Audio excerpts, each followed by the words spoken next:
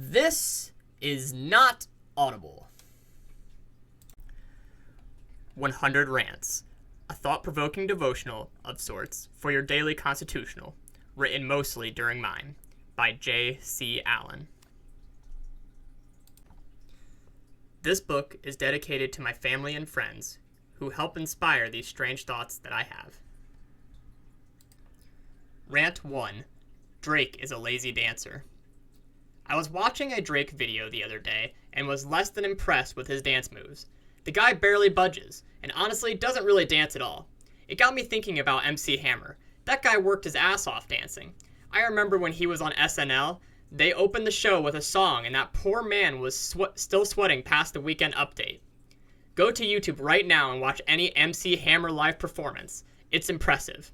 Then think about poor, out-of-work Hammer sitting at home right now, watching a video of insanely successful recording artist Drake barely dragging his leg 3 inches and creating a new dance craze. He must be furious. Please, Hammer, don't hurt him. Rant 2. Tax levy. I think that if a tax levy gets voted down, they should have to wait a certain amount of time before they can ask again. Because what they do is just keep putting it back on the ballot every time, and eventually there will be an election where nothing else is going on, and so no one else is paying attention, and that thing will slip through with 352 votes or something. I think a 2-year waiting period seems about right. That way, they would have to strategize a bit more. If they knew what they asked for, a levy, and it failed, and they wouldn't be able to just immediately ask again, they might be more inclined to be conservative with their requests so that they're more likely to pass. Let's get on this. Rant 3. 21st Century Thinking. The first thing I shall do when I'm elected emperor of the world is to eliminate the whole 18th century versus the 1700s bullshit. Other than trying to make themselves feel smarter than other people by confusing them, why in the holy hell are we counting centuries from 0 rather than just using the actual date? Do we do this with any other thing that we count? Let's use our age as an example. I am 43 years old according to the way we measure it. But let's say some dipshit academic know-it-all comes along and counts my first year, age 0 to 1, as 1 and goes from there. Instead of saying that I'm 43 years old, this moron would say that I am in my 44th annual. That's dumb. You count from 1, not 0. Plus, I feel like an idiot every time someone uses centuries because I immediately doubt myself and have to do a little math in my head to get it straight. I do not need this added frustration in my life. Rant 4. Time. Time passes by at the same rapid pace whether you choose to do anything with it or not, so do something with it. When I went back to college for my associates in my 30s, my outlook was that 2 years would blow past in the blink of an eye anyway, and I could either have a degree at the end of it or wish I did, so I might as well do it. I had the same attitude for my bachelor's, and you know what? That 4 years seems like barely a blip on the radar now. You blink and 2 years have passed, so why not fill those years with something? 2 years from now, you could have 2 years of piano lessons under your belt, or you could have nothing and wish you did. Whatever you're putting off because it's too time-consuming, it's really not. Go for it. Rant 5. Steve Jobs. Seems like maybe this is starting to fade, but for a while it became the trope whenever talking about business or leadership to use Steve Jobs as the perfect example. This is likely due to the martyr syndrome after his death. While it's true that he started a business in a garage that became one of the largest companies in the world, it's also true that he was awful and should not be modeled. He was intolerable to work with or for. He got booted from his own company, and frankly, you could argue that's when things turned around. He dropped out of college, but didn't leave. He spent a year eating only apples and refusing to bathe. He had a daughter, abandoned her, and gave a computer her name and swore that it was totally unrelated. He drove around California in a car with no license plates rather than participating in society. Terrible leader, terrible father, an awful example of almost everything. Even if you could model his behavior to become extremely successful, you shouldn't. Rant 6. Awful dad trope. I have repeatedly apologized to my kids for personally destroying their chances of ever becoming a rock star or something else outstanding because of my parenting style. You see, I'm supportive, encouraging, and willing to invest money into lessons or equipment or whatever they need to explore their talents. That approach obviously doesn't work. Recently, we've been watching a series of biopics about iconic musicians, and they all have one common denominator. their dads were real pieces of shit. Freddie Mercury, Elton John, Brian Wilson, Johnny Cash, Michael Jackson, Britney Spears, and even that I Can Only Imagine guy. Clearly, the formula for having a successful child is to abuse them. I feel like such a failure. Rant 7. Billy Idol. When is the last time you thought about Billy Idol? This guy was absolutely larger than life at one point, and is still around, but totally out of the consciousness of nearly everyone. Hey, do you like 80s music? Of course. When you think 80s music, do you think of Billy Idol? You do not. Why is that? Let's all take a moment right now to just consider Billy Idol. Rant 8. Old glasses. You know, usually when old people are out of style, it's because they are still wearing the style of clothes from their time, and fashion has progressed around them. However, I have witnessed one new product come out recently that was exclusively adopted by Foggies from the jump. That product is those giant wraparound sunglasses designed to fit over your prescription glasses. They're not new now, but I'm old enough to remember when they were, and yet strangely, they were only a part of the wardrobe of the antique. I can't think of another product like this, and it's not like it's necessarily designed for old folks. It's designed for anyone with glasses and an aversion to sun in the eyes. Perhaps the practicality won out over style in the older group, but not the younger folks. But still, even though they look awful, that doesn't mean that they were necessarily excluded from being chic. I mean, skinny jeans were in style for a shockingly long time, and they look completely idiotic. I say we take on these bulky apparatuses and make them the hot fashion accessory of the future. Why not? We've gone back and forth on big and tiny lenses and over multiple times. Why not have at least one go around with the wraparounds? Rant 9. McGriddle. I love McGriddles. I didn't think I would, but somehow they just work. Bacon and eggs on a pancake bun infused with syrup is just such a delight.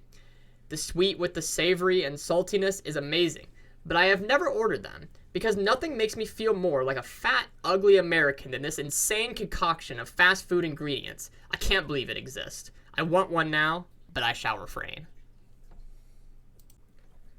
Rant 10. Watermelon billboard. Today I saw a billboard for watermelons, which I know is weird, but I swear I did. It featured a big ol' slice of the fruit, with two kids' hands holding a partially obscured face behind it. I immediately wondered if they did the unthinkable, but they did not. The kid enjoying the delicious fruit was white, which is interesting because minority inclusion in ad campaigns is at an all-time high for sure. If you only watch television commercials, you would think that every family had two dads that were mixed race and an Asian baby. But in this case, it couldn't be done. You know they had a hilariously awkward conversation about it at the ad agency. For the record, I never understood the watermelon racial stereotype. I'm guessing it's so old that any relevance is lost on me. Personally, this pasty white boy loves this stuff, and I don't care who knows it. Perhaps that billboard actually worked. Rant 11. Subscriptions. I hate how every business is now based on subscription models. Want to own a music album? Well, you can't, but you can subscribe to a music service that gives you access to that album. Not the same, is it? But it gets so much worse. There are features in your car that are only available to access with a monthly subscription. Some are clearly add-ons that you could just go without, like Tesla's proprietary music service. But you will want Tesla's monthly internet service plan to make use of that giant screen. Want to remote start your Hyundai? You better sign up for the Blue Link then. Want your Cadillac found if it gets stolen? They'll only do that for on-store subscribers. It's ridiculous. But the worst example of this I found when I was recently shopping for a treadmill. You can buy a $2,000 treadmill, and it comes with a cool screen. To access the features of the screen, you have to subscribe to their idiotic service. The cost of the subscription? $40 a month! That's right. Just for slightly more than the cost of joining an entire gym, you can unlock one stupid feature on a piece of equipment that you already own. They can fuck right off with that. Rant 12. People who tan. I cannot imagine what a game changer it would be for me to be one of those people that just tan and never have to wear sunblock. Every moment that my pasty flesh is in the sun, I am slowly being burned alive. The other day, my wife invited me to lay in the hammock with her in the sun for a bit. After about 40 minutes, I had to get up because I could smell flesh cooking. She didn't believe me. But sure enough, later that night, I had a burn on my face. I must take extreme precautions when in the sun. Sunblock, hat, face covering, etc. And I'll still burn. I spent half of my life just running towards shade. The freedom of not having to worry about turning into a burn victim from a softball game would be amazing. If you are one of these people, realize that you have it made and enjoy it. Rant 13. Saw a sawmill. While off-roading in the backwoods of Kentucky recently, I stumbled upon a few guys that were cutting trees for lumber and milling on the spot. Using what looked like an ancient equipment, they had created a trailer load of stacked 2x4s and 2x6s that looked ready for the shelf of Home Depot, and an even bigger trailer filled with brand new fresh-cut railroad ties. I'd like to picture these guys having a conversation with the guy that has been working from home during COVID and is now negotiating to never return to the office. Sawmill guy. No, I get it. I suppose if you go back to the office, they'll make you stack a bunch of heavy lumber then, right? COVID guy. Well, no. Sawmill guy. Oh, make you probably afraid that if you go back to the office, you'll lose another finger then, huh? COVID guy. Not exactly. I have all my fingers and my work isn't dangerous. Sawmill guy. Well, what's your problem then? COVID guy. You see, when I'm away from home, my dog gets a bit of anxiety. Mill worker draws a gun. Rant 14. Gas station GPS. We've come a long way on GPS systems since my first Garmin so many years ago. They now give you live traffic and even alert you of speed traps. But I have a couple of concerns that should have been addressed by now. The first one is, why can't my navigation figure out that I pulled into a gas station? As soon as you pull off the road, it starts activating the nuclear air raid siren and freaking out about how it's ever going to get you back on the route. It knows where gas stations are. It even knows that you're low on fuel. Why can't it figure out that I'm just refueling and not lost? The second one is that I should be able to set it to stop guiding me within X miles of home. It knows that I'm going to my own home, so I am probably familiar with the area and don't need told to turn onto my own road. Nor does it need to tell me that I've reached my destination. Maybe it could just say, welcome home. But no, instead I'm forced to cancel my route 10 miles out because it annoyingly wants to route me the long way. Rant 15. Urinal cakes. Is there any worse smell in the world than that of the pungent urinal cakes found in public restrooms? Why do they use these? They seriously make me gag. In all honesty, given the choice between the two, I would choose straight piss smell over the urinal cake smell. The manufacturers have to know this because they don't use that scent for anything else. It's like they stumbled across it and deemed it so awful that it should ever be relegated to toilet use. This formula shall never grace a deodorant, lotion, or bug spray, or else it may cause the collapse of society. I once traded in a regular cab pickup truck that had 3 urinal cakes behind the seat for air fresheners. It was atrocious. Later, we found out that the guy got in some trouble for touching kids, so there you go. According to my sample size of 1, 100% of the people I have met that enjoyed urinal cake smell are not to be trusted around children. Seems about right. Rant 16. Construction signs. I hate it when they start building something new and you have to drive by every day wondering what it is until it finally opens. In contrast, I love it when you drive by and there's a nice big "Coming Soon" sign with a picture of what they're building and a business name clearly displayed. This is nice. The worst is when there is a sign, but it just tells you what construction company is doing the building. Who cares? I want to know what's coming. How about we make that part of the permitting process? Along with displaying your building permit, you must also display a sign for the public that describes what you're building, preferably with an artist's rendition of the final product. This is the kind of important regulation that I can get behind. Rant 17. Dogs. Dogs ruin everything. They bark, they chew, they shit, they eat your stuff, they shed, they leave prints on your newly mopped floor. Remember a while back all those memes of dogs holding up signs that state the bad things that they did? That's not cute. Those are bad dogs. You could end up with a bad dog. It's luck of the draw, really. Maybe you end up with a good one, but maybe you end up with the one that eats your sofa when you're gone and attacks the neighbor girl. Could go either way. How about a rescue? That would be so noble of you, wouldn't it? Let me tell you something. When you walk through a dog pound, every one of those dogs is a bad dog. That's why they're there. It's prison for the perpetual pissers, garbage gobblers, and sofa slayers.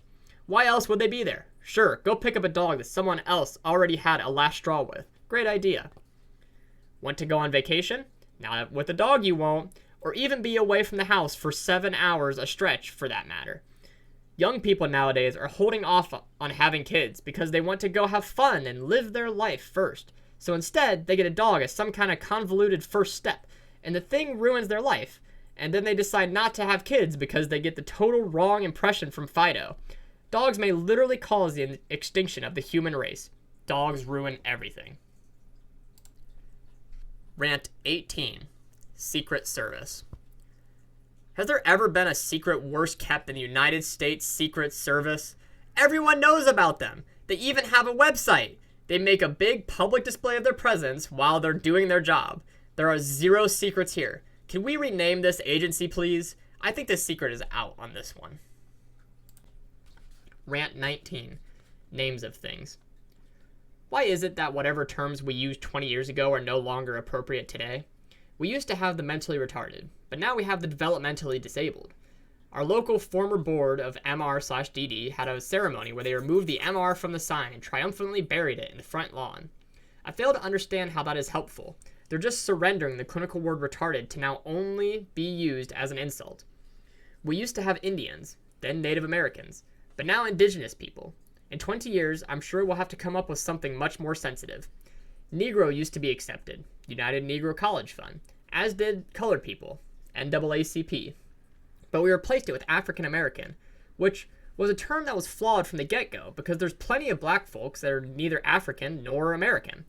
On the other hand, Elon Musk actually is African American, so I'm sure you can just see the flaw here. I think after that we went back to just black, but now people of color seems to be gaining steam. But isn't that just the word colored people rearranged? Seems like we're going backwards with that one. It's like whatever terms our parents used are awful, and so we, the next and more enlightened generation, must come up with better words. I say just remember when you correct someone's speech that whatever you're telling them they should be saying now will be insulting in the future. Rant 20. Tissue boxes.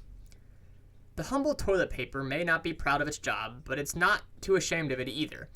It sits out proudly, always allowing you to see how much life it has yet to give.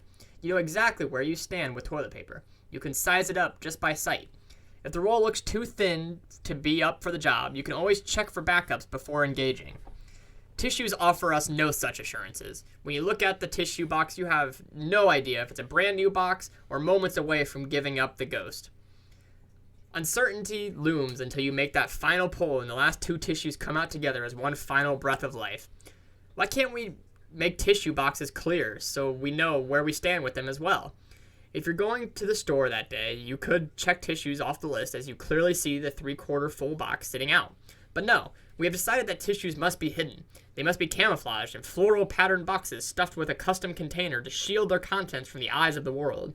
You can't even tell by their weight, so forget trying. I say let's free the tissues from their shrouds of shame so we can finally tell what the hell is going on. Rant 21. Infection. I once had a disgusting runny nose that refused to go away. Assuming that it was a sinus infection, I went to the doctor for treatment. After examining me, he says, "The word sinus infection gets thrown around a lot, but you have a sinus infection."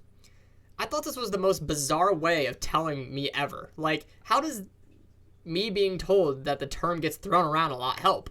But then I wondered if perhaps he always reveals his diagnoses this way. You know, the word AIDS gets thrown around a lot, but you have AIDS. The word retarded may get thrown around a lot, but your baby is retarded. Rant 22. Drugs. I recently took some drugs for a cold. After a bit, I felt like I could take some more, so I checked the packaging to see what the dose was. Was it recommended every 12 hours, 6 hours, or what? To my surprise, there was no indication on the packaging, or on the fine print on the back of the box, or anywhere else.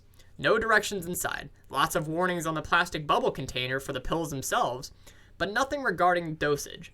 Frustrated, I didn't take any more, just in case. When my wife got home, she found the instructions. There was a tiny printed indication that said, "More drug facts," to peel off the label. Behind the label, and like column 6, halfway down in 3-point font, was the dosage recommendations. I find it completely baffling that this is allowed, or that they would even wish to do it this way. The instructions should be the most prominent thing you see, with all of the regulations that stipulate the microprint BS all over the packaging. How did they miss that perhaps people would need to know how much and how often to take it?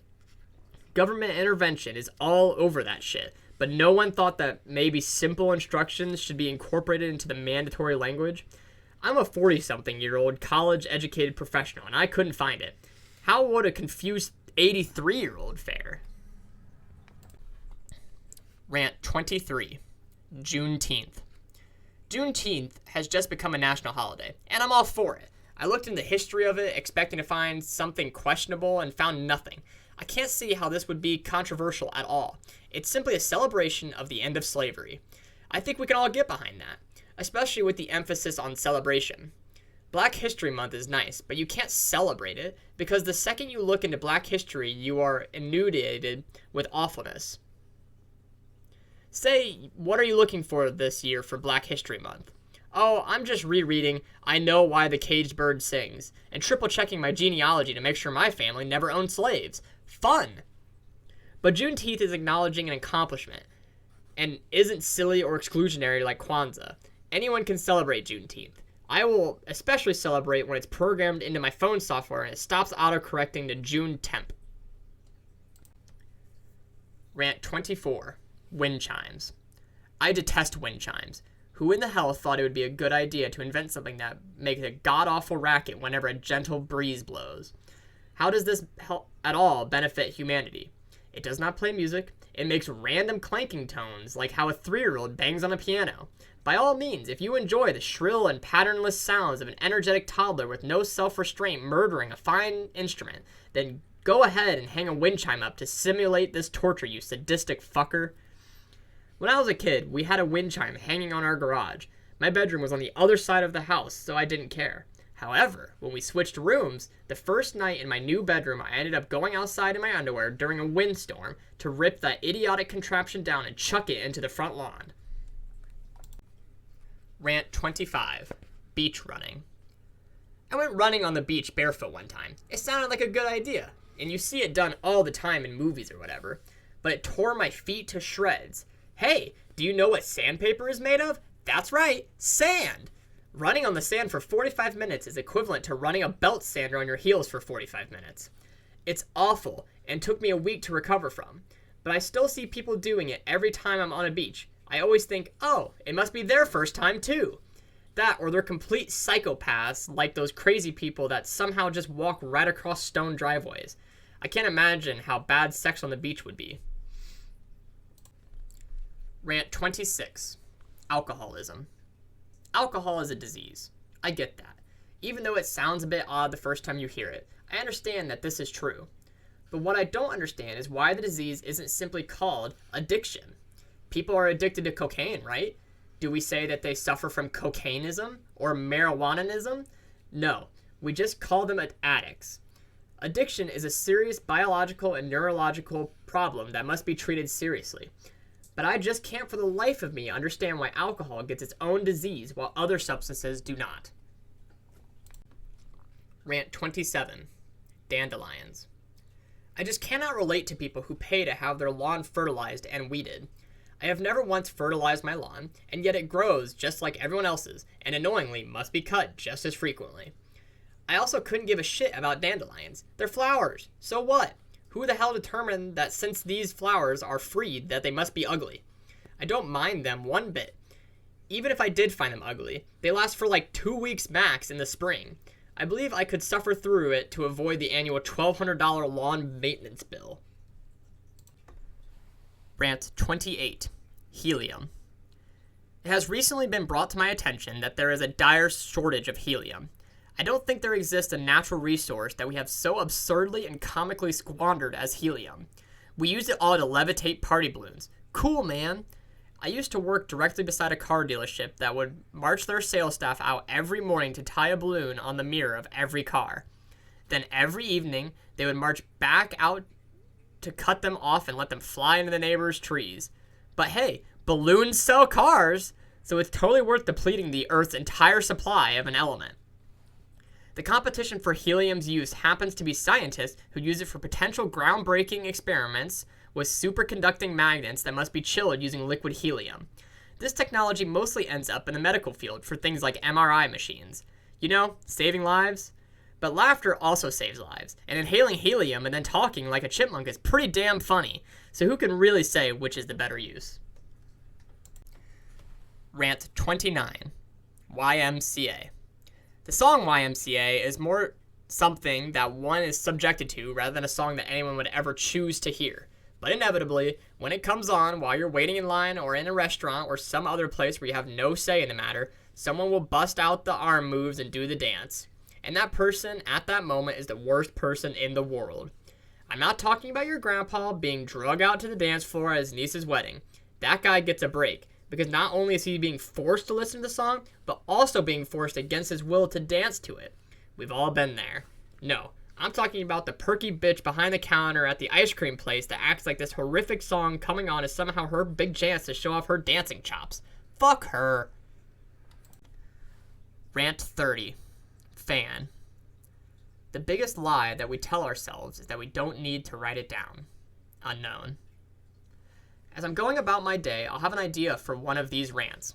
If I tell myself that I'll remember to write about the topic later, every single time I will completely forget what I was thinking about within 2 minutes. So I've gotten in the habit of immediately writing the topic down in my notes app on my phone. It works well, except for this one, where I have just written fan. I have no idea what I was thinking about when I wrote that. Like ceiling fan, oscillating fan, music fan? I really have no interesting thoughts on any of those. It's just gone now. Rant 31. Draft beer selections. It used to be that ordering a draft beer was the simplest, easiest, and even cheapest way to go. Bars would have 2, maybe 3 standard selections on tap, and I would just say, I'll have a light draft beer. And they would fill a glass for me with Bud Light or whatever, and that was the extent of the conversation. But beer snobs have ruined this. Now that 0.15% of the population is in discerning the difference between a lager and an ale and discussing the hints of walnut or oak in them, the process of ordering a draft has been ruined. Now they brag about having 76 choices, and I'm just confused. Listing them off to me doesn't help because I've never heard of any of them. Asking if I prefer a pale ale or a pilsner doesn't help narrow it down either because I have zero clue what you're talking about. I just want a light draft beer, not someone's overthought science experiment. Rant 32. Funerals. Funerals are very therapeutic and necessary. We all hate them, but we all are glad we went when it's all over. It's a natural process that brings all of those emotions up to the surface to be dealt with and get it all out. Before you know it, you're having seconds of the potato salad at the dinner afterwards and feeling a little better. A microcosm of this is the line at the funeral home viewing. In the back of the line, that is snaked all the way through the building, people are all smiles, greeting each other while laughing and goofing off. Then the line starts moving forward, and eventually you get to see some old pictures. You take probably more pleasure in these than you should, because you know what's coming and that they are a fantastic distraction from the reality. Eventually, you work up the line to the point where you can see the casket and the family. Shit just got real. No one is joking around anymore. The mood has radically changed. You are now focused on making sure you know who the family members are and rehearsing what you're going to say in your mind. When it's your turn, probably blow it and say something stupid. Then you take a moment to stare at the body and lose the battle not to cry. But then you look at some flower arrangements and a few more pictures and head out. You pass the people in line in their various stages. And when you get to the end where they're goofing off, you stop and say hi and then leave feeling a little better. Rant 33. The Biebs. Justin Bieber has by far the most baffling and unpredictability long musical career of anyone I can think of. It's inconceivable that he has remained relevant for so many years. When he was a little kid teen heartthrob, no one would have predicted that he would still be making hits in 2021. But the thing is, I've never spoken to a single person that is a Justin Bieber fan. Never. The best you can hope for is ambivalence. The most positive thing I've ever heard anyone say about him is something like, I got nothing against the guy. I think the key to him remaining in the charts is this relatively new trend of every song having to be a big collaboration. Gone are the days where a song is by, say, Prince. No. Now it's Justin Bieber featuring Daniel Caesar and Giveon or some such bullshit. Hell, half the Bieber hit songs have so many voices on them, I didn't even have an idea they were by Bieber until years later. And again, I think that's part of the secret sauce. No one is seeking out Bieber songs, but if one of them sneaks up on you in the dark of night, you might accidentally find yourselves enjoying it. Rant 34. Honesty. My dad always said that locks only keep the honest people out. This was proven to me when we came home one day to find a confused elderly man in our living room. Had we locked the door, he wouldn't have been there. My thought process of how this works in practice can be demonstrated by a filing cabinet in my office that I lock every night. The key goes in my desk drawer in the same room. I recognize that this is less than a completely secure system, but I think that the person that curiously opens an unlocked file cabinet is quite different from a person that checks the cabinet, finds it's locked, and then goes rooting through the desk drawers to see if there's a key. And that person is different than the person that would break into the office to check the cabinet. And that person is quite different from the person that would break into the building to check the office. Point is, I think my little system keeps most people out. Rant 35. Basement. As much as the idea of having a big, open, finished basement sounds nice, I don't think I'd ever have one, because eventually those things flood. I mean, it only makes sense. If you dig down deep enough into earth, your hole will eventually begin to fill with water. You can mitigate that with drains and runoff and pumps or whatever, but eventually they will fail and nature will retake your billiards room. If you're lucky, it would just be rainwater, but it might be shit from the sewer. I've known too many people whose finished basements have been destroyed, and it took a serious toll on them. It takes over their lives. At the first sound of a sprinkle gently dropping on a leaf, the panic will overtake them, and they will run out the door to go double check the backup power system for their secondary sump pump. That's no way to exit a party. I feel the same way about any house placed next to a body of water. Eventually, that river, lake, or stream is going to flood and destroy your home. It might be this year, or it might not be for 60 years, but eventually it will happen. That's why I live in the middle of a cornfield in a house that sits over a disgusting cellar that I would never entertain guests in. Rant 36. No apologies. Something I've noticed about cancel culture is that it only works if the target also participates. I think it's because we love to expose hypocrites. The senator that proposed anti-gay legislation getting caught having gay sex is a big story. The openly gay senator having gay sex is a nothing burger. Likewise, big Hollywood types mostly only get canceled if they themselves have participating in shunning a flame-out colleague. If they just don't give a shit, have never thrown stones, and own whatever they did, well, I guess we have to move on. Apologies don't help. Telling everyone to fuck off actually does. A perfect example of this is a podcast that I used to love about tech and the internet. First, they got super woke and political, making sure to weigh in on whatever the current hyped-up crisis was. Then, they did a story about a toxic workplace at another media organization. This spawned a backlash of current and former employees alleging the same things against them during a recent unionization of the company.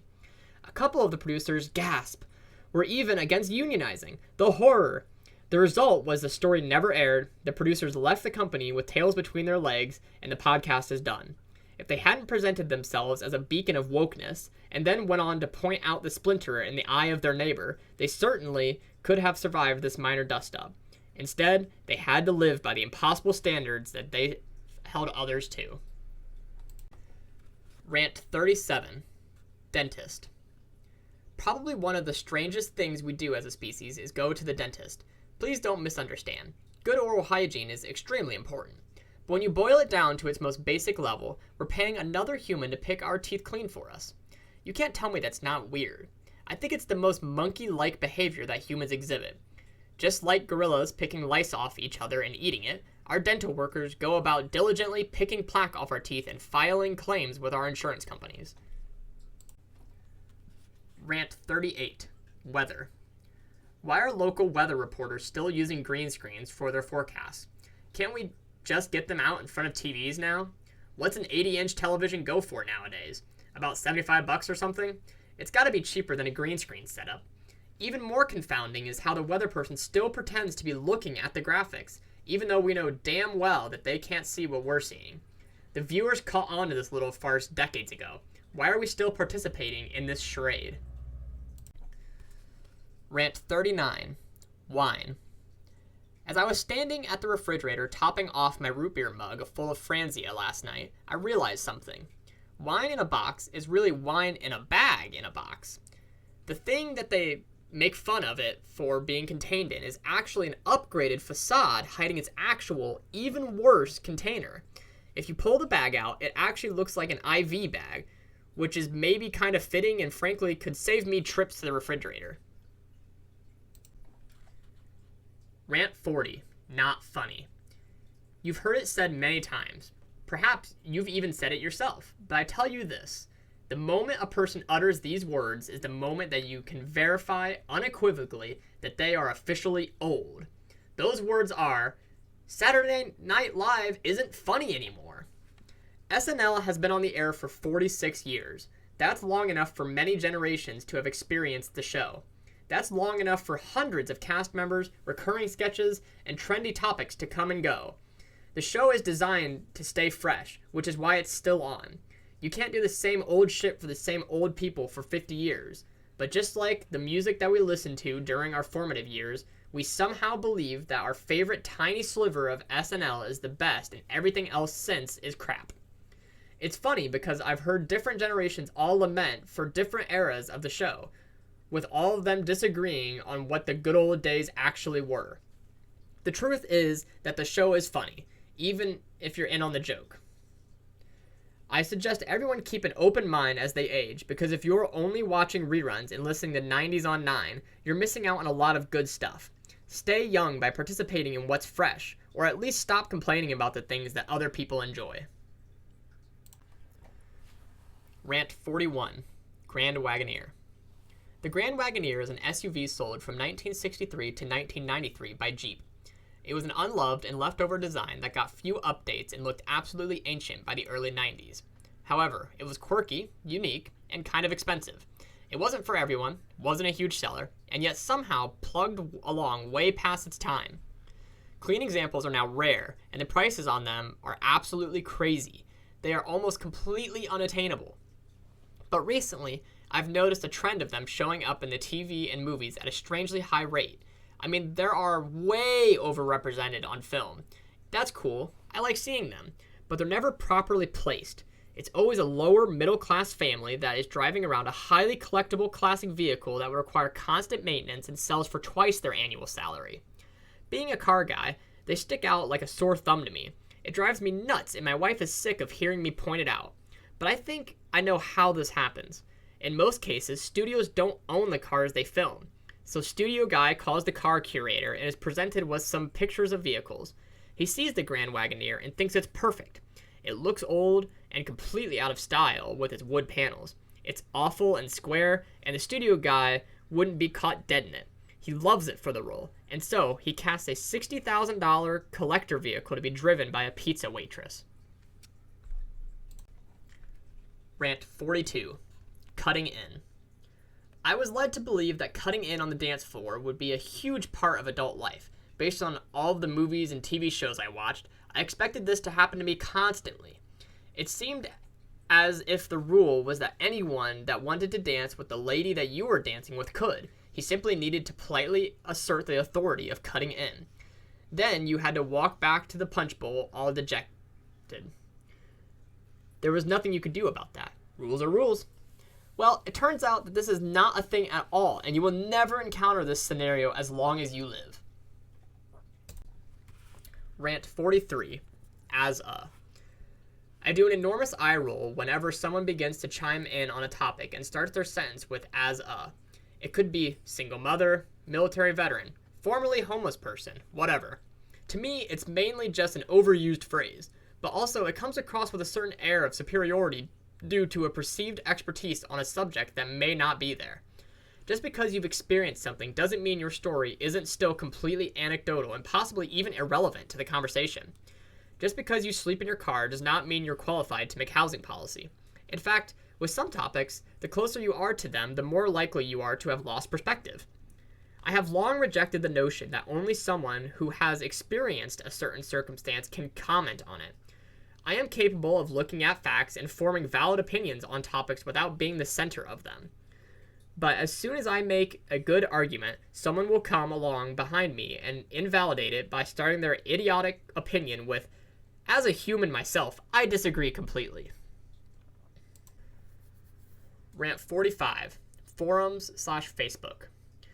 When I need to Google something specific tech-wise, like how to replace the right front hub bearing on a 97 F-150, 9 times out of 10 the answer will be presented as an in-depth post on a dedicated forum like the Fans of 97 F-150s forum. These sites are a treasure trove of information from people that possess tedious knowledge of obscure subjects. The problem is, the post will usually be from about 2003, absolutely no later than 2013. See, right around then, whole online communities moved from message boards to Facebook. Now these discussions are held in Facebook groups. The problem is that you can't search them if you're not in the group, and I ain't. Even if you were in the group, the search function of Facebook is ridiculously idiotic. Twice a day, someone will walk up to me intending to show me something that they saw earlier on Facebook, and then they'll spend 6 minutes quizzically staring at their screen while furiously tapping and swiping, only to end up half-heartedly describing what they saw instead.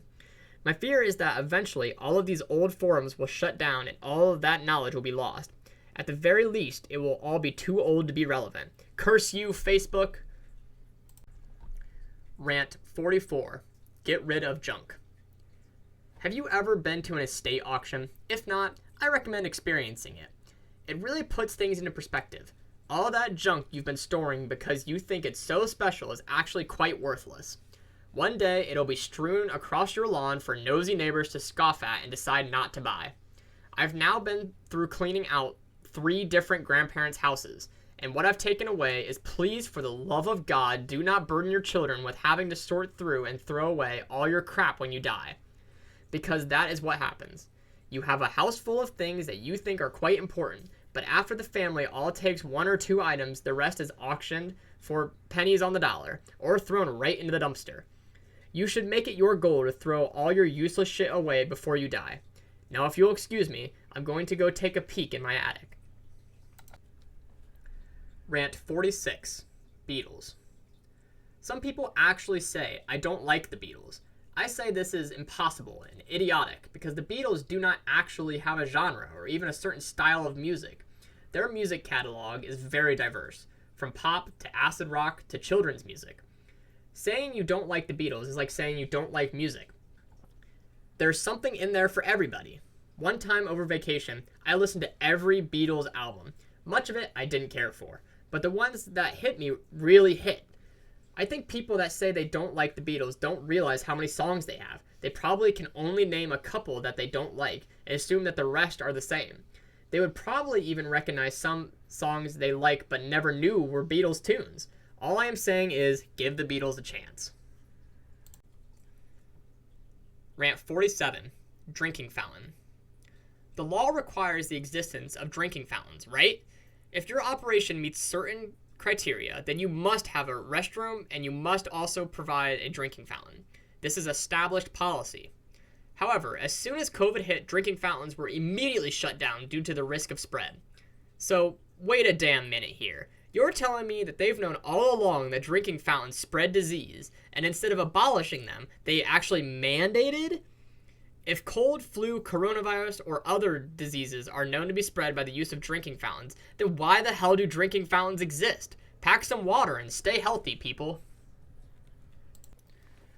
Rant 48, Unintended Accelerating. It used to be most cars were manual transmissions with 3 pedals, which take 2 feet to operate.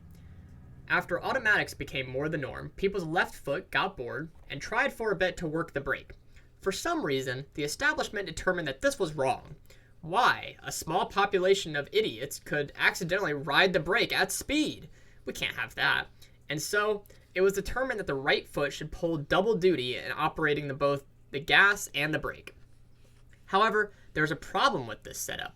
When people panic and without thinking stomp on the brake, sometimes their foot is still on the gas. This causes unintended acceleration and has resulted in many terrible crashes. Afterwards, people will swear that they were on the brake, but really it's their muscle memory that's in charge, not their brain.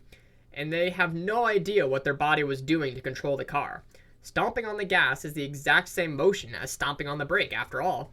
Blaming the manufacturer is a lot more satisfying than admitting you got confused. But this would never happen if people learned to brake with the other damn foot.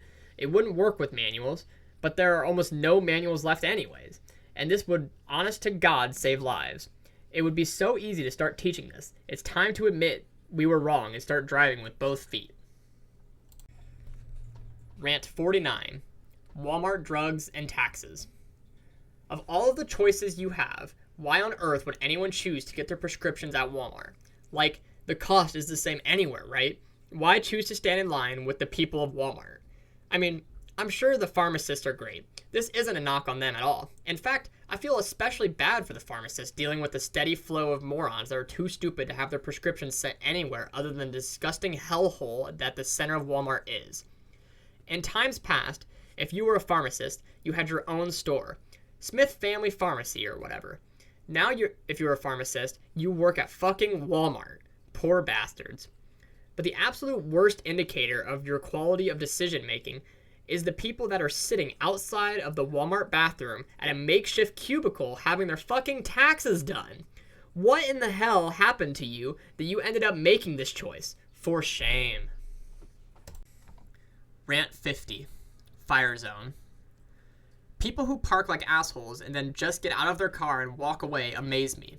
I get that not everyone is a professional car parker, and maybe you missed the lines on your first try, but then correct it. If you get out of the car and find that you're over the line, get your ass back in the car and fix it. But by far, the worst offenders are the people that pull right up to the front of the busy store and just park in the fire lane. You know, the lane that is painted yellow with the hash marks and clearly posted as a towaway zone? The balls that these people have. The entitlement. Don't you think that we're all just want to park right up front? Of course we do, but we're trying to have a society here. I don't even care about the fire lane aspect of it. I recognize that the odds of the building going aflame while you're grabbing a bag of pork rinds is low, and that if it did, the fire engine would just shove your car out of the way anyways. The part that bothers me is that these people drive past all of the cars in the parking lot and all of the empty spaces and then think, since I'm special, I'll just park right here. They think, it's okay, I'm just running in real quick, as if the rest of us were planning on making a day trip to the Dollar General. I really detest these people. If I was a cop, I would do nothing but tow away, prick people's cars from fire zones. These people are the real scourge on society, not those harmless citizens that drive 5 over or beat their wives or whatever. Rant 51. 1 hour movie. I would absolutely be ecstatic about 1 hour movies being the norm. Movies have gotten too long, and 2 to 3 hours is just too much of a commitment to something I'm not sure if I'll like or not. I definitely choose movies based on runtime for this reason. If it's over an hour and a half, I probably won't take a chance on it. I mean, sure, if it's a particular film or genre that I know I'll enjoy, then I don't care how long it is. But I think I'd be more willing to experiment with other types of movies if the barrier to entry was lower. I already prefer to watch nearly everything on my laptop, where I can select a faster speed. Documentaries already do this. They can be any length. When they run out of material, that's when the movie ends. Why not do this with rom-coms or dramas as well? You know damn well the story of you, me, and Dupree could be told in 45 minutes or so. Let's make this happen, people. Short attention spans aren't going out of style anytime soon. Rant 52. Intermittent fasting. The latest diet craze is IF, which stands for intermittent fasting. You have options, but the most popular is to go 24 hours between meals. Am I crazy, or did we used to just call this a starvation diet and decry how terrible of an idea it was? I just think it's hilarious that we've come up with this great sounding name for what boils down to skipping meals. Another variant is the 8 on 16 off version, where you only eat from lunch until early evening, otherwise known as skipping breakfast. You know, the meal that we were all told was the most important of the day. What will they come up with next? How about the dine craze? It stands for Daily intermittent non-sedentary events, otherwise known as exercising every day. Rant 53. Jeep Wave / birthdays. I recently bought a Jeep Gladiator. The Jeep Wave is a real thing. When Jeeps, Gladiators and Wranglers only, pass each other, it's apparently customary to wave. Motorcyclists do this bizarre ritual of waving to complete strangers as well. Obviously, this is completely stupid. I've taken the position that you either need to wave back to them all or ignore them all. Anything in between and you're playing favorites, so I don't participate at all. I took the same approach to birthdays when I was active on Facebook. God, I hate the attention that birthdays get on that platform. I'm baffled how many people make it their job every single day to make sure they wish everyone they ever met a happy birthday. I am sometimes in the mood for that, and sometimes not. Also, dare I admit that some people I care about more than others, so I decided I would never do the birthday thing on Facebook for anyone, for fear that I would miss someone important and they would take it personal, knowing that I sometimes partake in this idiocy. Funny story, one random day I started getting all kinds of birthday messages. It was not my birthday. I finally realized that when I created an account, I used a fake birthday because I didn't think it was anybody's business or really mattered. I had to explain to everyone that it was a mistake and later figured out how to set my birthday to private. Took a while to live that one down. I'm so glad I'm off Facebook now. Rant 54. Clean cars. One thing I can't forgive is a filthy car. We treat all cars equally at my house, so the latest $500 clunker gets the same full detail as the newest crown jewel in the fleet. I'm often completely grossed out by the state of some people's cars, particularly the interiors. Why would anyone want to spend time in a disgusting, dusty, crumb-filled petri dish of a space? You'd be amazed at the sad state of otherwise put-together folks' automobiles. It's shocking. Even if your car is a piece of shit and you don't care about it, it doesn't have to be dirty. Even if you can't afford much for transportation, you could still have a clean car. I've been there. I've daily driven a ton of shitboxes. The most notable was a 1990 Mazda 323 hatch. Whatever you're picturing, it's lamer than that. It was an automatic 3-speed, but never shifted out of second, even at 80. But I cleaned that car up so that it was presentable. The interior was spotless, and the exterior always free from dirt or bugs. It had a problem with the paint flaking off in huge chunks, so every morning before I would leave for work, I would grab my trusty can of white Rust-Oleum and spray over the patches that I had lost the previous day. Please clean your cars. You can be proud of whatever you drive. Rant 55. Boring cars. I get that everyone isn't as obsessed with cars as I am. However, I just don't understand why people pass up the opportunity to express their personalities even a tiny bit by choosing an interesting car. As I drop my son off at school in the morning, I see a minivan, generic SUV, lame sedan, blah blah, minivan, the same dozen or so models in various years and shades of beige. It actually makes me angry to see how bland everyone is. You can choose something different if you want, people. On any budget, there is an option to be unique. I recently purchased a German sports car for far less than the price of your lame Ford Fusion. A while back, before they became completely ubiquitous, I had a Dodge Challenger. That car got way more attention than it deserved, possibly because it was all black and I always kept it spotless. Everywhere I went, people would ask me about it, how much it cost, how fast it was, etc. They would look at that car as if it was completely unattainable. And I'm like, why? You can go get one if you want. There's a ton of them on the car lot. They lease for like $300 a month. They seat 5, and you can haul groceries in the enormous trunk. You too can choose a fun car. Go for it. Rant 56. Everything is crap now. I found a stack of old Saturday Evening Posts from the 50s and was looking through them. The advertising is fascinating. I was shocked at how expensive stuff was. A console television was a few $100. A clothes iron was $40. That's what those items cost today, with no adjustment for inflation. But then I realized that if you bought a TV in the 50s, you probably owned it for 20 or 30 years. It was a major household purchase. You planned on getting decades of use out of it. If it broke, you called a repairman to fix it. Nowadays, if your TV breaks after its 1-year warranty is up, you chuck it in the dumpster and get a new one. They're completely disposable, just like everything else. Quality is a thing of the past. Even though things are cheaper, in the end they can be more expensive. I bet I've bought 5 $40 irons in my adult life, and I'm never surprised when they go on the fritz in a few years. Of course it's broken. It's absolute garbage like everything else. Rant 57. Checked baggage. There once was a time that when you flew, you got to bring a big bags of luggage and check them. It was part of your ticket. You hand them over at the ticket counter, and they maze their way into the underbelly of your plane. Now if you check a bag, that's extra, and it's a lot extra. It's enough extra that almost no one does it, so everyone has a carry-on bag instead. So for instance, my family of 4 used to check 2 regular-sized bags, but now we carry 4 smaller ones. This makes boarding and unloading much slower. It also means that every flight I've been on recently has filled its overhead storage, and half the people's carry-ons won't fit. So what do the kind people at the airline do with those bags? They gate check them, and they go in the underbelly of the plane at no charge.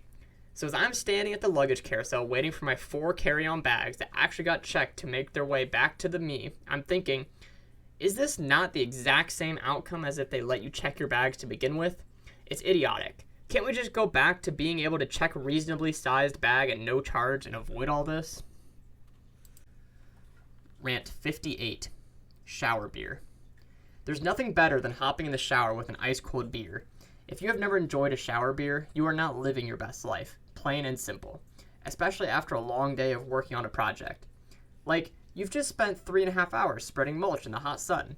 After the appropriate amount of time admiring your work, it's time to head inside. You're filthy, you're tired, and it's both time to enjoy a cold one and hit the shower. I say, why not combine the two? Let the water rinse the sweat off your back while simultaneously filling your belly with the alcoholic goodness. When you're done, don't be a pussy and sneak your empty into the kitchen trash to mask what you did. It goes in the bathroom trash can, and if your mother-in-law sees it in there while tossing her tissue, who cares what she thinks? Or better yet, pull the ultimate power move and just leave it on the ledge in the shower for the next person to deal with. Like that worthless tiny sliver of pube-covered soap you have no intention of replacing.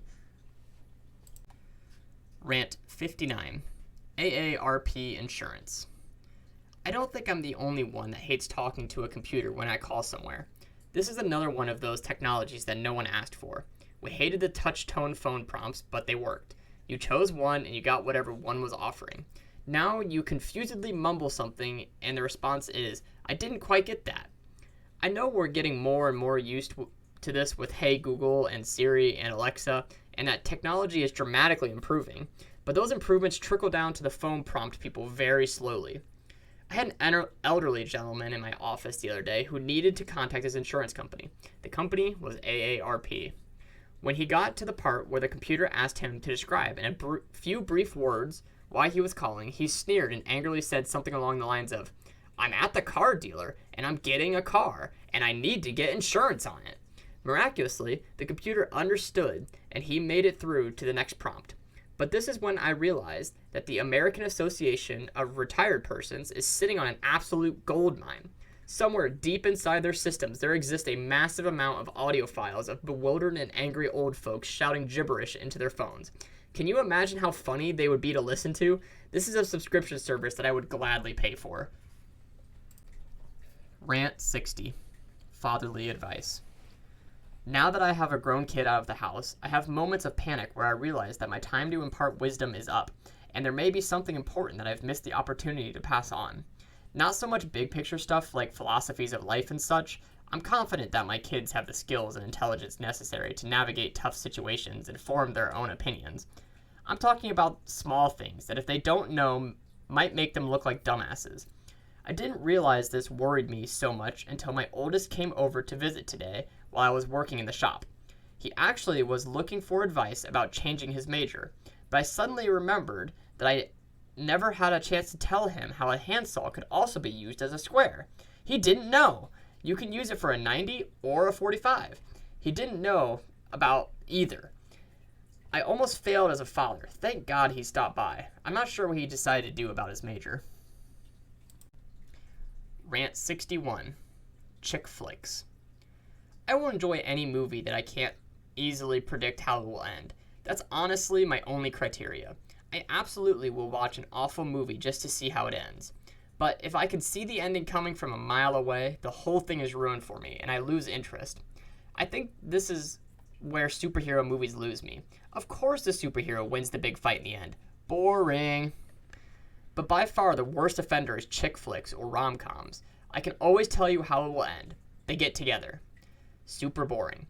which is weird because some of these movies are actually quite good in their execution as comedies. Yet I'm completely uninterested because I already know what's going to happen.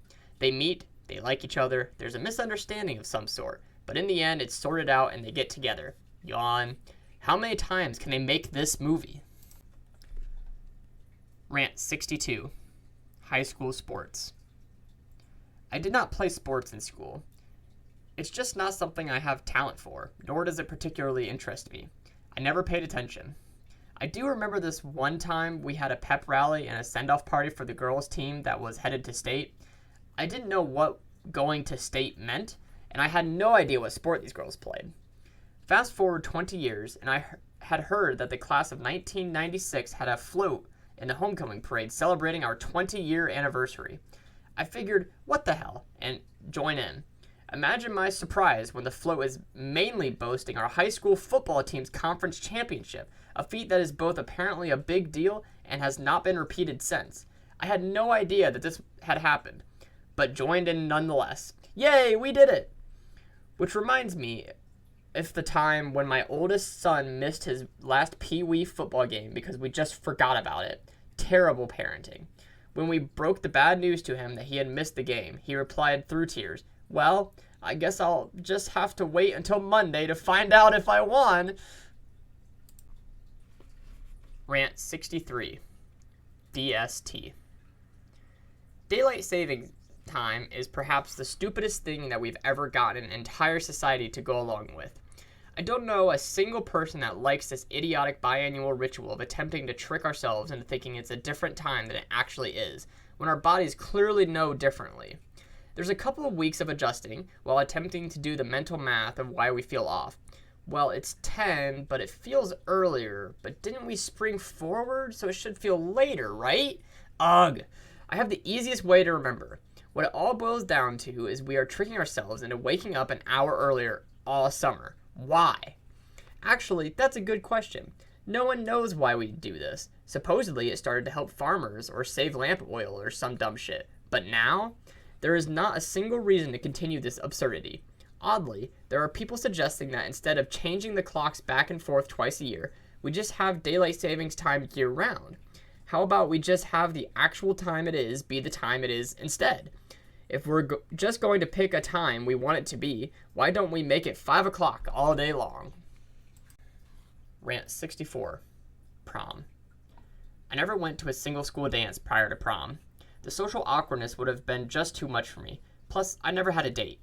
I know that now people go single or with a group of friends, but either they didn't do that back then or it never occurred to me. It doesn't matter. I didn't want to go anyways.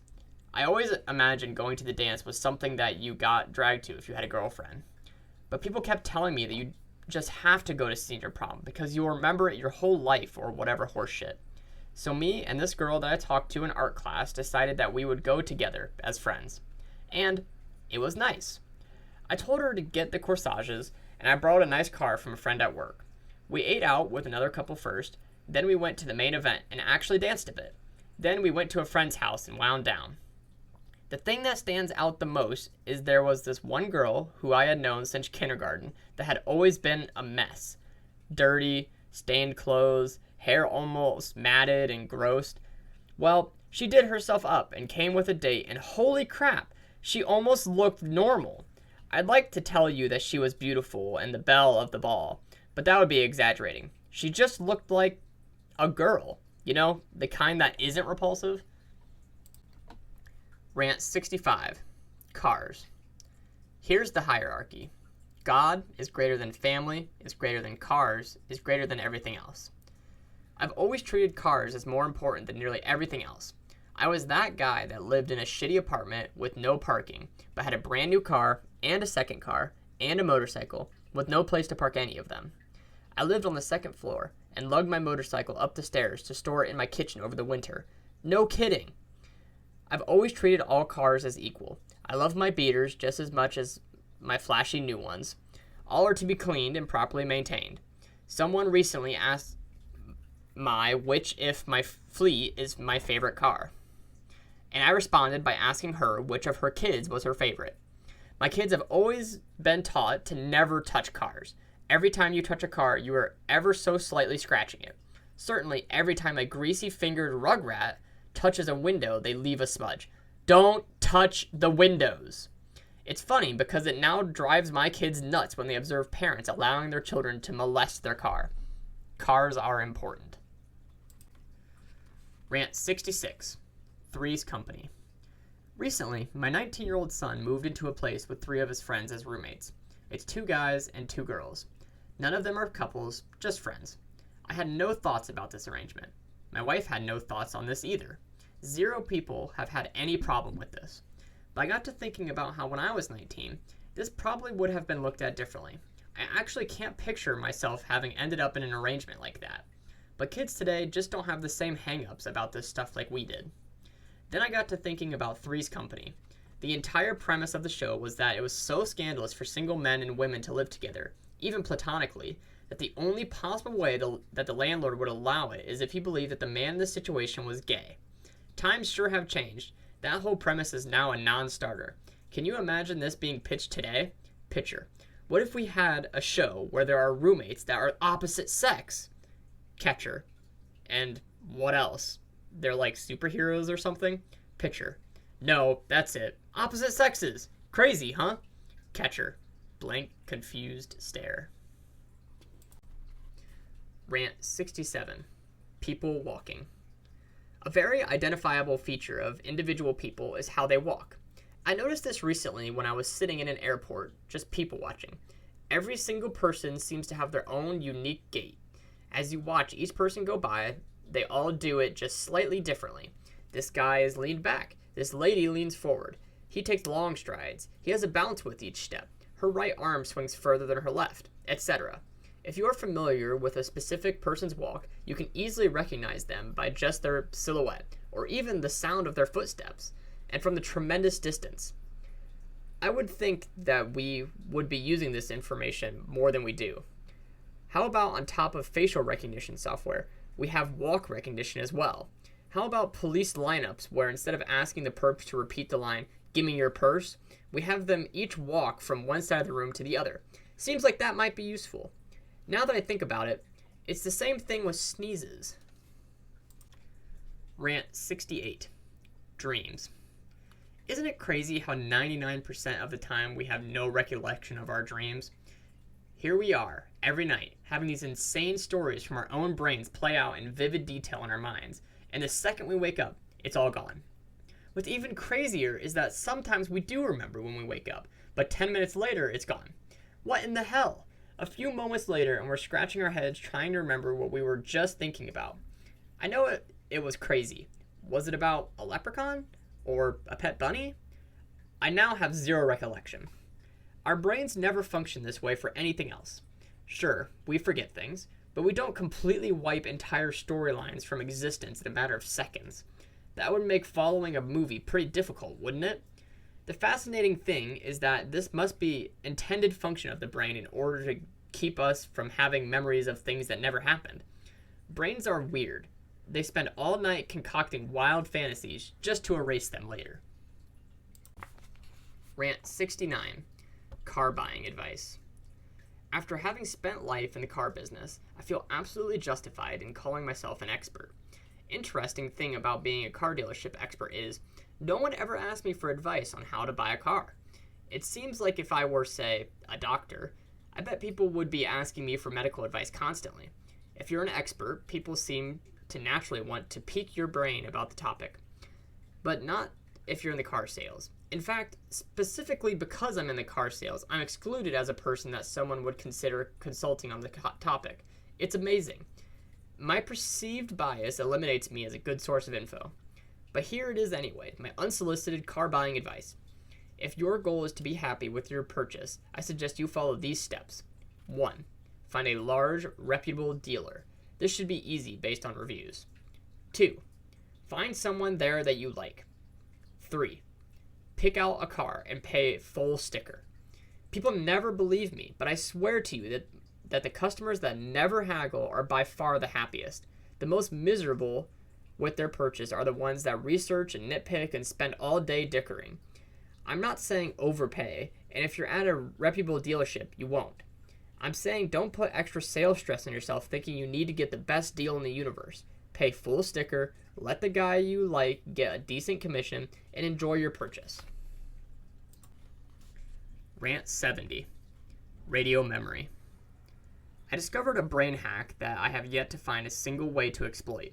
I've noticed that if I'm listening to a radio program or podcast while driving, that if I later re-listen to the same show, I can remember exactly where I was along the route when I first heard it. For instance, if I hear the same joke again that I heard earlier, I might recall exactly the intersection that I was sitting at when I heard it the first time. It's like my mind is subconsciously logging my whole trip with the podcast as the soundtrack. It's amazing. And yet, I have not found one single use for this trick yet. You'd think I could use this to memorize the dictionary on my daily commute or something. There's something there. I just haven't thought of how to put it to use. Rant 71. Runaways. Whatever happened to runaways? When I was a kid, we heard about runaway kids all the time. It was supposedly an epidemic. Parents were terrified. You never know. One minute your kid would be there, and then the next they had just decided to leave. They might even threaten you with the idea. If you're not going to get me a Sega Genesis, I might as well run away from home. They might shout at you over their morning bowl of Count Chocula. Where did they go? The streets, of course. Duh. I remember an episode of The Wonder Years where Kevin's sister ran away. She just left. But it didn't work out, and so Kevin's dad had to go pick her up, which I'm guessing is a pretty realistic scenario, should a child with no means of supporting themselves suddenly decide to strike out on their own. I suspect they mostly just wandered back home or got sacrificed by satanic cults. One of the two. Rant 72. Music.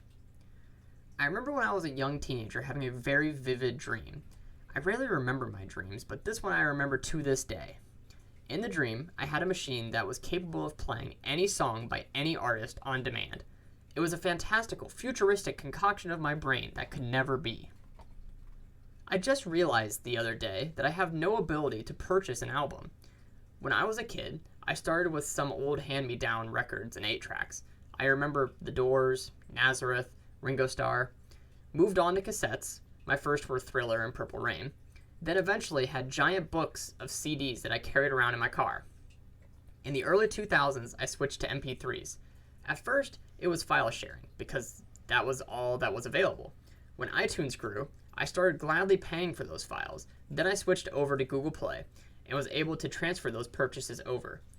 Then Google axed that platform, and now, strangely enough, I no longer have an MP3 player, even on my phone. I no longer have those records, cassettes, CDs, or files either. Of course, I have Spotify, which is capable of playing any song by any artist on demand. It's literally a dream come true. But I feel empty. I no longer have my music. I only have access to my music as long as I pay a monthly subscription. And I have no ability to support an artist by purchasing their album. Rant 73. Eggs. This is your brain. This is your brain on drugs. Any questions? Remember that old commercial? Am I the only one that actually does still have questions? Like, how did the outer shell get broken by drugs? Wouldn't that be the skull in this analogy? I mean, skull is to brain as yolk is to eggshell, right? Do drugs break your skull? What exactly is the drug in this metaphor? The hand that breaks the egg open? The pan? Isn't the burner what is making the pan hot? Are you saying that our brains will break open, or that they will be heated up, or both? Aren't both of those actually poor analogies? And who are you anyway? A doctor? A comedian? A cop? One of those scared straight convicts? And which drugs will cause this achy, breaky, melty brain? Tylenol? Caffeine? Mary Jane? Or is it only crack and the like? Shouldn't you make some of those distinctions, since this is the commercial will be aired extensively to a diverse audience with varying levels of understanding? And why must this commercial be played so often and for so long? Honestly, is this even helpful to anyone? Rant 74. Trek conceits. There are at least 3 things that you just have to accept and not question in order for Star Trek to work as a television show. 1.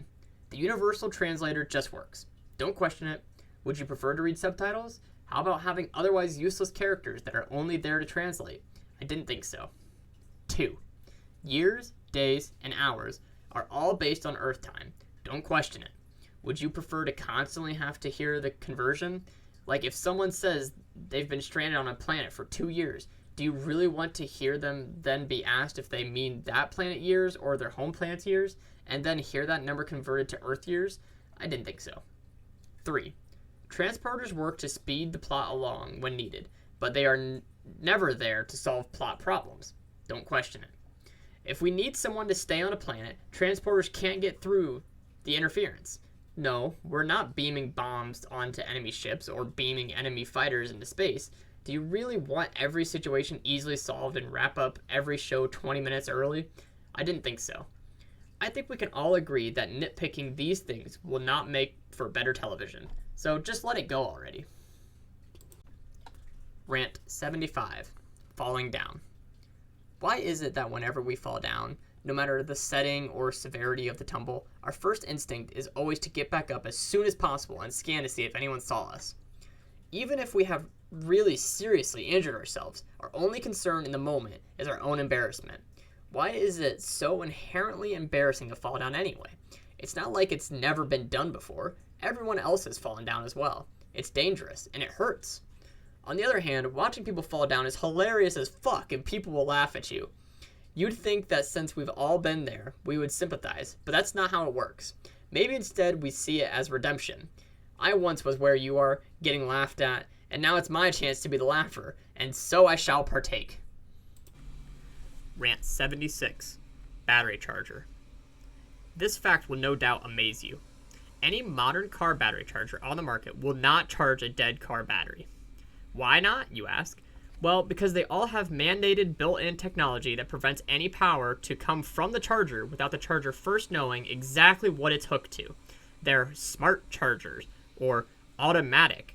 Sound great, right? No accidental sparks, no sending 12 volts to a 6-volt battery, no overcharging and causing fires or explosions. Great. But guess how the charger determines what kind of battery it's hooked to? It takes a reading from it. If there's no reading, like say if the car battery is dead, then the charger will not produce power. Call me crazy, but I usually only charge batteries that are dead. To only be able to charge a battery that already has power is of no use to me. So what the pros do is use an old charger with no safety features that has been laying around the shop for 50 years to charge the battery up enough to then put a smart charger on it that would top it off properly.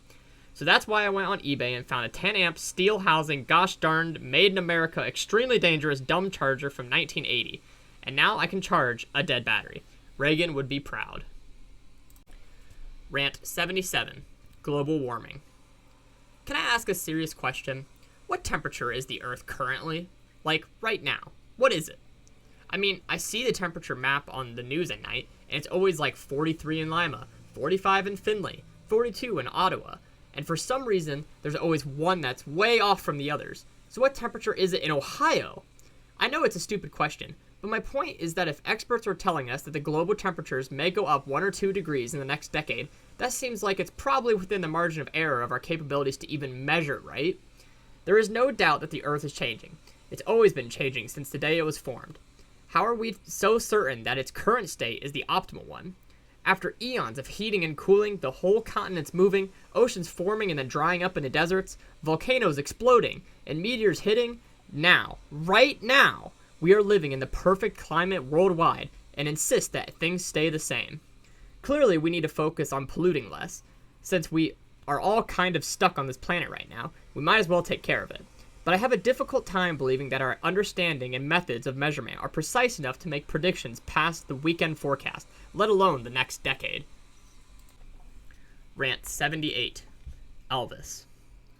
I just realized that I am currently the same age Elvis was when he died. I am now 43. Elvis was 42. I'm a year older than old fat Elvis. Come to think of it, I am now old fat Jay. Actually, if I'm honest, after watching the footage of his last concert, I think Elvis was slightly trimmer than I am. Fuck. I actually thought that Elvis was older than that. I'm sure that at some time I had heard the number. When I was young, 42 sounded old enough to be dead. But as I've aged, I kept pushing Elvis's age further along in my mind. He must have been at least in his 50s, right? Wrong. What's really crazy is I am very rapidly approaching the age that Patrick Stewart was when Star Trek TNG originally ran. He was born in 1940, and that show launched in 87. I'm nearly the same age as Captain Picard, and he's an old man. Rant 79. Jeopardy questions.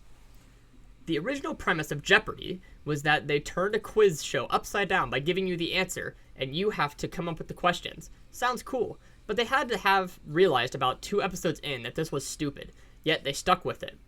Asking that question would never net that ridiculous answer under any circumstances. If you ask your friend, what is blue? They are never going to respond with, this primary color paint was originally made using cobalt. Like, ever. Now, the question-answer aspect of the show is hardly even considered. It adds nothing. Jeopardy is a success because it's a really challenging trivia game. The original gimmick failed. Its only actual effect is that every now and then, someone forgets to say what is and misses out on some points. And we can't call these questions questions or the answers answers, even though that's what they are. Instead, we must dance around it all by using clues and responses. It's all dumb if you give it any consideration at all. Rant 80. Jeopardy categories. I've watched a fair bit of Jeopardy over the last few years, and let me tell you that becoming familiar with the flow of the show actually helps make coming up with the correct responses much easier. By far, the most important thing is that you pay attention to the categories, especially when they are first reading them. I've watched the show in plenty of mixed company, and this is definitely where people screw up. Often there are special instructions like, in this category we name the film and you respond with the main character's name. Or if the category is S words, you need to know that that means one word will start with S, end with S, contain S, or what. If you miss that part, you will not understand what's going on. Then when you up and respond with tomato, you sound like an idiot when I have to tell you that you're looking for a word that starts with sh and ends with out your damn mouth if you're not going to pay attention to the categories. Contemplating the categories is so important that you can often come up with a list of potential responses just based off the category. For instance, if the category is comic books, you can safely bet one of those responses will be Superman. I like to play Final Jeopardy this way. When they announce the category, I immediately list as many potential responses as I can hope and guess it. It can often be done. Rant 81. Obits. Why don't we put cause of death in obituaries? It's literally the only thing you want to know when you find out that someone died. Think of every conversation you've ever had where you either were told or were telling someone else that someone has died. Is not the news always met with the same question? What happened? It's the only thing we want to know. No one ever asks you to read a list of family members that preceded them in death, and to make sure you include maiden names. Nobody cares about that. They just want to know how they died. It's not just morbid curiosity either. Finding out the cause is necessary to properly digest the news and move forward in the grieving process. I say put it right in there. First line. Get it out there and over with. Not putting it in there doesn't prevent people from asking or finding out. In fact, it forces people to ask. It also encourages speculation and rumors. You have my permission to please print the cause of death in my obituary, no matter what happens. Unless it's autoerotic asphyxiation, of course. In that case, just put slipped and fell. And everyone knows me and will know what that is code for. Rant 82. Wheel. I can fix Wheel of Fortune. I know no one asked me to. I'm also aware that it's arguably one of the most successful shows of all time. But it sucks, and I can fix it. First off, no more clapping. They clap every time they spin. They clap anytime anything happens. Contestants clap for each other. Think about that. It's dumb. Secondly, there's way too much chance involved. Solve the first puzzle, and congratulations, you get $775 for the 2 R's that you called. But this motherfucker that solves the next puzzle gets $850 plus the value of a trip to freaking Madagascar. So now he's up by $43,000. How is that fair? They both solved exactly one puzzle. Third, there should only be 2 contestants. Sometimes Jim in the middle does 80% of the work on a puzzle, then Sandra on the right buys a vowel and then immediately spins BK.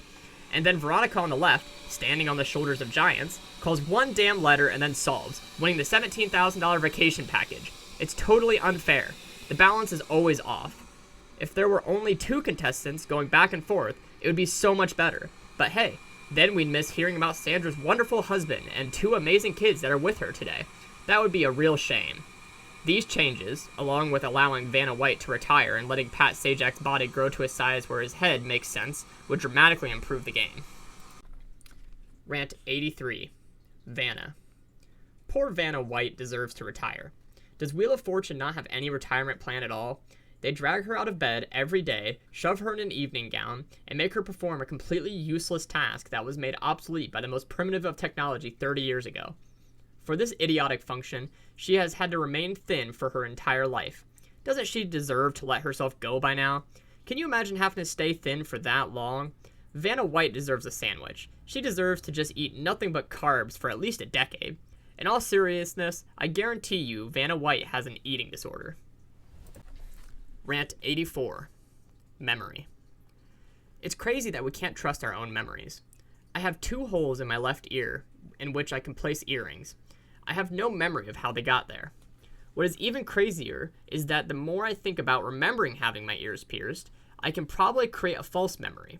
For instance, if I think really hard, I will realize that the only places I was aware of during that time that did piercings were in the mall. I definitely didn't go to a tattoo place or a Walmart or something, and I'm guessing that you had to be at least 18 to get it done, and I know my parents wouldn't have been on board, so I had to have been 18. I'm pretty sure I was still living at home, and I moved out when I was 19, so I had to have been nearly exactly 18 when I had it done.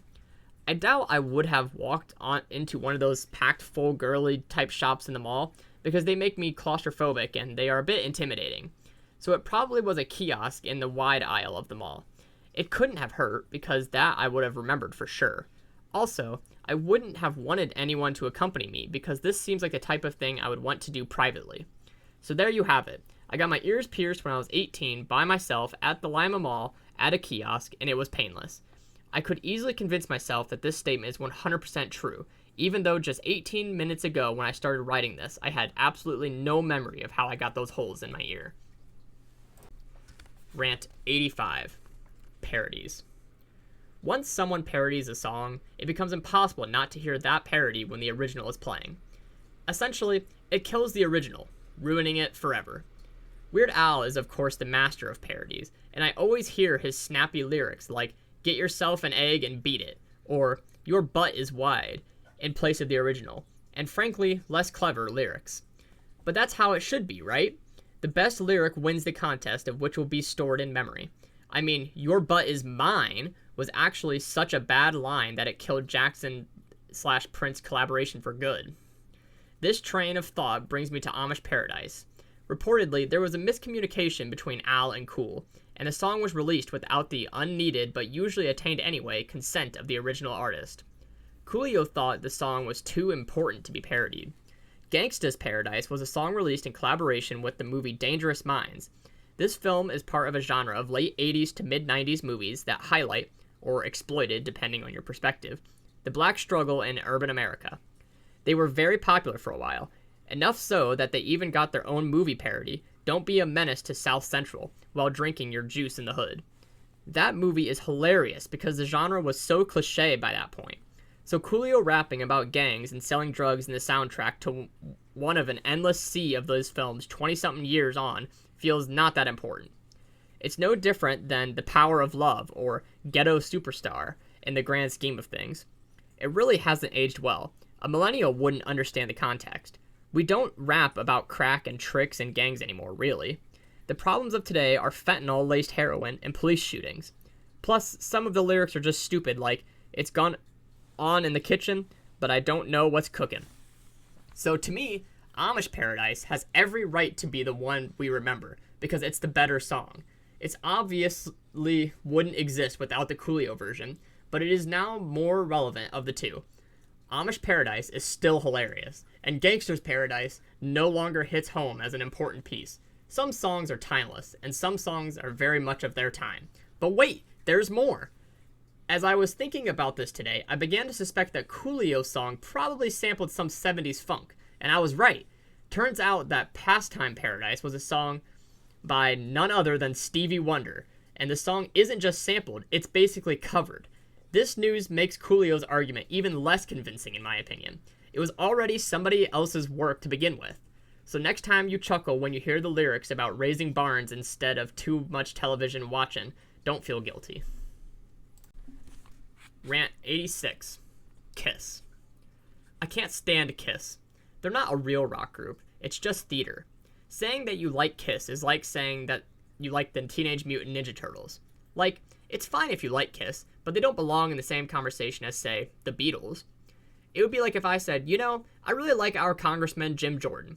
I think he's done a lot for our area, and I'm glad he's our man in Washington. And you respond with, sure, but you know who I really like? Batman. He has a cool car and outfit, and he's cleaning up Gotham City. Don't believe me? You go have an honest listen to I Was Made for Lovin' You right now and tell me that Kiss isn't the biggest hack sellout Bee Gees wannabes with 1 1/100th the talent on the planet. Falsettos are selling? Well then, we're a falsetto band. Fuck those costumed phonies and the phony ponies they ride on. Rant 87. Government forms. Every form you are forced to sign is the result of either a civil lawsuit or government action. These forms start with good intentions, but like any government interference, they are often unintended consequences, or the legislation is just totally ineffective altogether. This is definitely the case with forms. Somewhere, someone is treated unjustly, and someone's reaction is to suggest that the consumer should be protected by being better informed. There ought to be a law, someone will undoubtedly shout. So sure enough, someone passes the Consumer Care Act so as not to get your ass pounded when buying something act of compassion for people too stupid to not get ripped off in 2022. The result of this act? Another form on top of a stack of 54 other forms you will have to sign to buy a car or a house. And no one reads it. It will end up as Section 15, Subsection A on page 17 of your service contract, or as a slightly modified wording somewhere, or as an additional disclosure in your owner's manual, or a confusing letter that you later get in the mail. The point is, for all the good intentions behind it, none of this is helpful to the consumer. It becomes so overwhelming that people just check out and sign the stuff without reading any of it, because you can't read all of it or you'd be there all day and you wouldn't understand it anyway. Consumer protection at its finest. Rant 88. Third parties. I've never bought into voting for a third-party candidate. I mean, I get the sentiment, I guess. Vote your conscience and side with the candidate that most aligns with your views. That sounds nice. However, I put more emphasis on the result than the sentiment. With our system, the third-party candidate is not going to become president. They just aren't. The Green Party candidate and the Libertarian candidate will get like maybe 3% of the vote combined. Everyone agrees on this foregone conclusion, including the 3% that vote for them. So what's the point? Especially when, for instance, if you agree with the Libertarian platform 90%, then you probably means that you agree with the Republican platform 70 to 80%, and only agree with the Democratic platform 20 to 30%. So logically, why not support the candidate that has the best odds of winning and mostly aligns with your views? You're never going to find someone that aligns with your views 100%. Trump's strategy as an outsider was to just take over one of the existing parties. He was not a traditional Republican and had zero support from the Republican establishment, but he smartly just used the existing system to win. He could have run third party and gotten nowhere, but he chose a winning strategy instead. This shows that if a fringe candidate gets enough support, they can use the closest party next to them and shift the whole thing in their political direction. Rant 89. Gas pumps. Gas pumps have gotten way too annoying and complicated. When pay at the pump was first introduced, it was a godsend. But now they have taken it too far. The thing is now playing 20 questions and barking out orders. Do not remove chip card. Remove card rapidly. Select grade. Lift handle. Enter PIN. Enter zip code. Are you a rewards member? Would you like a car wash? Do you want a receipt? Buy one, get one Slim Jim. It's awful. Now on top of that, they also play ads at you on your very own irritatingly loud television at the pump. They can fuck right off with that. Rant 90. Fade outs. I hate songs that fade out at the end. Why is this a practice that ever gained any traction? What illusion is this supposed to portray for us? Are we supposed to have the feeling that the song just goes on forever and ever, and so slowly our tolerance to hearing it forces us to slowly turn down the volume? Or is that the band is walking away from us as they continue to play until they are so far away that now we can no longer hear them? It's dumb. I prefer a song to have a defined and well planned out ending. Rant 91. Vans. Vans have gotten an unfair bad rap lately. Vans used to be cool. The A-Team had a van that every red-blooded adolescent boy across America lusted after. Vans were used for action, for heist, and for betting hot chicks. Then came the conversion vans with their awesome overhead lighting and VCRs. This is the stuff of road trip dreams.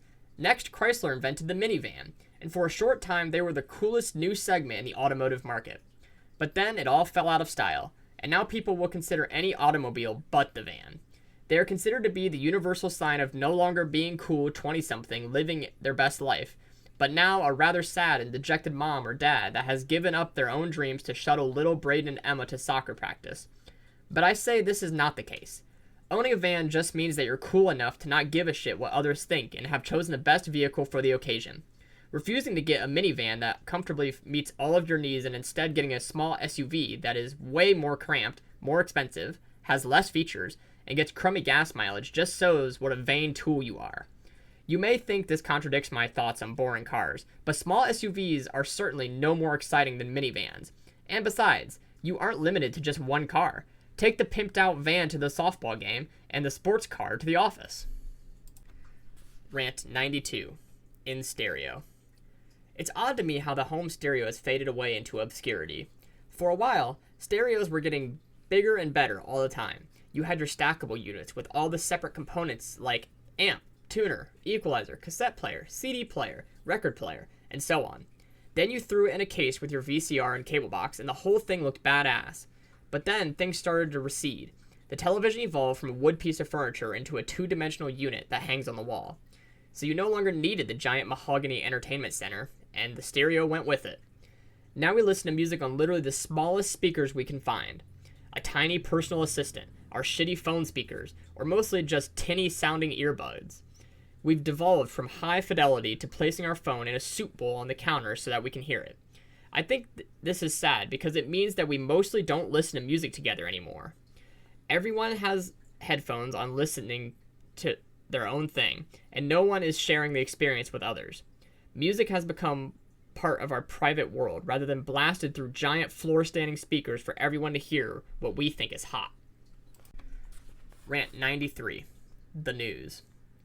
One thing that I have learned by following the news as the COVID pandemic unfolded is that our online news sources are just awful.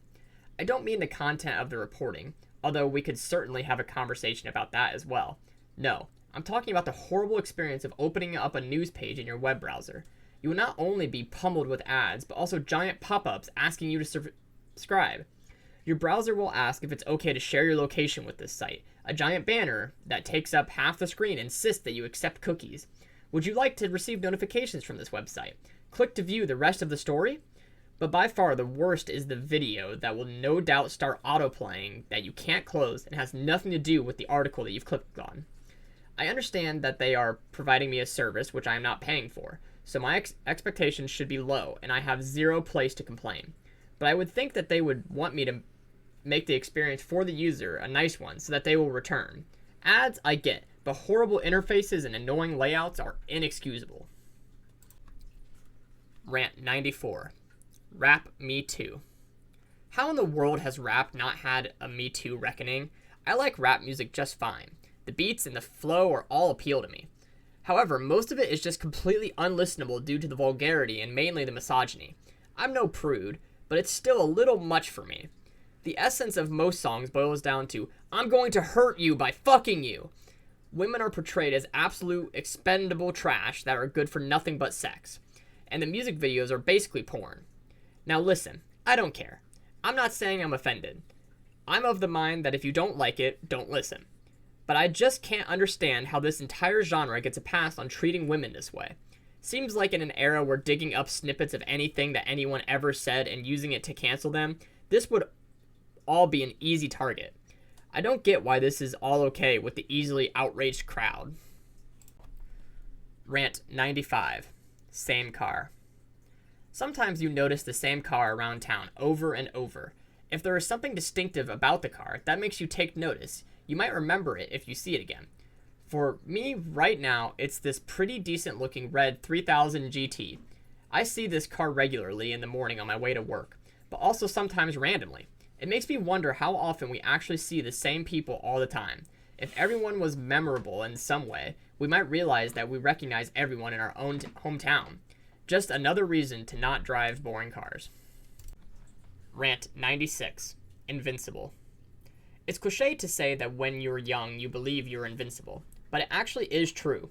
As a young person, I knew that death existed and therefore applied to me as well, but it was just a concept in the back of my mind and not a true reality. For instance, I have always had motorcycles and never been afraid of something happening. However, once I turned about 40, all I could think about while riding was dying. I sold them. I think this is because as a young person, you really have no experience with death. You don't know people that have died. Maybe your grandma, maybe your pet turtle. That's about it. But as you age, you see death on the regular. Now all your grandparents are dead. You've lost a parent. You hear several people in your class from high school have died. There was that crash where you lost a friend. The longer you live, the more death you will experience, and it becomes real. You realize that it really can and does happen because life is incredibly fragile. Rant 97. Coffee lids. Coffee lids are only good for the transportation of the coffee while keeping it warm. Once we're at our destination, they need to come off because they are not good for drinking through. I don't know why we pretend otherwise. The problem with drinking through the coffee lid is that you will absolutely get burned without fail every single time. You, in fact, have no way to mitigate this from happening. With an open mug, you can get a sense of how hot the liquid is as it's making its way up to your face. You have time to retreat if it's too hot. You can even kind of do that pre-slurp inhaling of air that helps to cool it as it's entering your mouth. But with the lid, the molten liquid is just either coming out or not. No in between. And if it's too hot, you shall get burned. Also, if you have one of those really good cups that keeps stuff hot forever, then your drink will never be suitable for consumption, no matter how long you wait. Isn't that great? Rant 98. Defense. Most cheering at sporting events is stupid. Maybe I'm just too uptight to get lost in the moment like some people do, but I just can't bring myself to do it. Sure, I'll celebrate after a good play.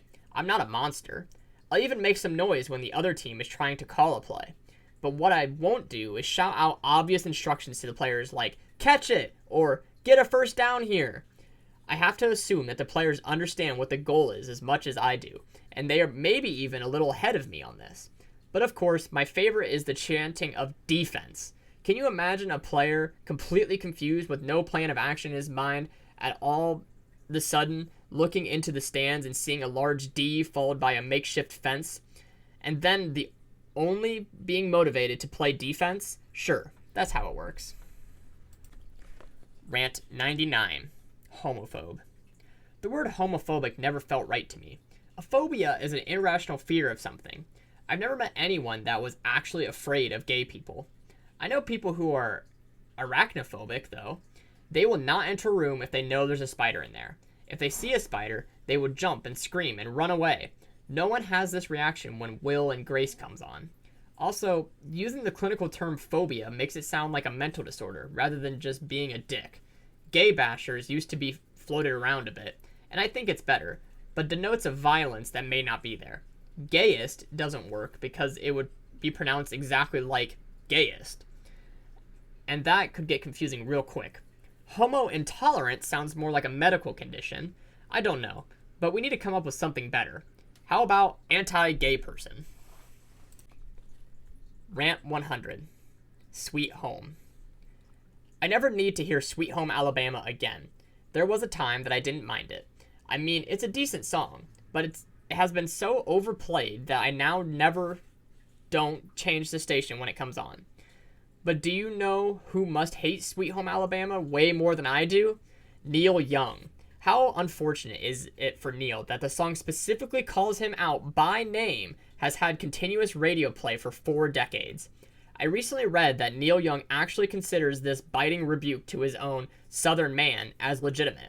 He regrets his words in that song. That makes it even worse. Imagine poor Mr. Young hearing that iconic guitar intro and turn it up 73 times per year, and each time feeling bad.